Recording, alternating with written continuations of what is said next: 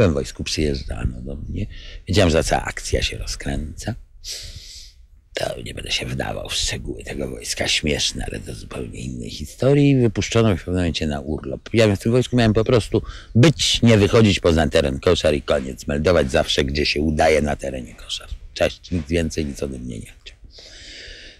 Przyjechałem do Warszawy na 4-dniowy urlop. To już było po wyjeździe Adasia do Francji. I wieczorem, jak przyjechałem, Gaja mówi do mnie, komitet się zakłada. Dziś ma być założony właśnie. Tam się zebrali starsi państwo wszyscy i ma być założony komitet. I tu trzeba powiedzieć, że już wcześniej u nas były dyskusje sobie jakiegoś komitetu, bo jak wiadomo w Rosji tam działały, już nie pamiętam, który to komitet obrońców praw człowieka, helsiński, jakiś tam komitet działał z Sacharowem i myśmy mieli takie poczucie wstydu, no, bo to tak samo jak Samizdat cały na nas działał tak mobilizująco. My się wprawdzie tłumaczyli, że mamy tygodnik Powszechny Znak, Więź, zresztą myśmy do tych wtedy pisali pod różnymi pseudonimami, że mamy perską kulturę i rozpowszechniamy i że u nas Samizdat jest niepotrzebny, ale czuliśmy kompleks. I Antek Macierewicz z Piotrkiem Naimskim w ostatnim roku bardzo parli na założenie jakiegoś komitetu. No, ale my akurat z Adasiem, żeby dobrze znali tych klientów, którzy by do tego komitetu weszli, bo to był ten pomysł staruszków w komitecie nietykalnych. No i wiedzieliśmy, pamiętam, że mówiliśmy, no człowieku, oni je czwartek założą, w czwartek nas zamknie policja i powie, albo rozwiązujecie, albo ich nie wypuszczamy i nasi staruszkowie rozwiążą, nie ma dyskusji. A od długiego czasu również już była dyskusja, kto ma listy podpisywać. Przy 59 straszna dyskusja, bo tam wciąż jeszcze górował pogląd, że mają nietykalni staruszkowie podpisać. Ja mówiłem, nie ma mowy, my musimy podpisać, nasze nazwiska muszą być znane. Krzyczałem, wy już oduczycie podpisów składać, za każdym się cudzymi nazwiskami podpisujecie. Mówiłem, idzie czas burzy i na ten czas burzy musimy mieć znane nazwiska.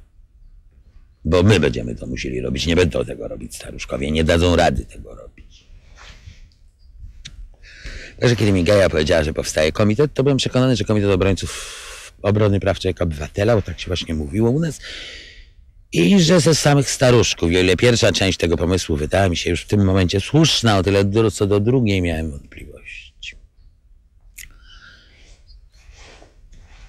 Czy akurat właśnie mają tam być sami staruszkowie. Sekretarzem miał być Piotrek Naimski i on miał być tym łącznikiem.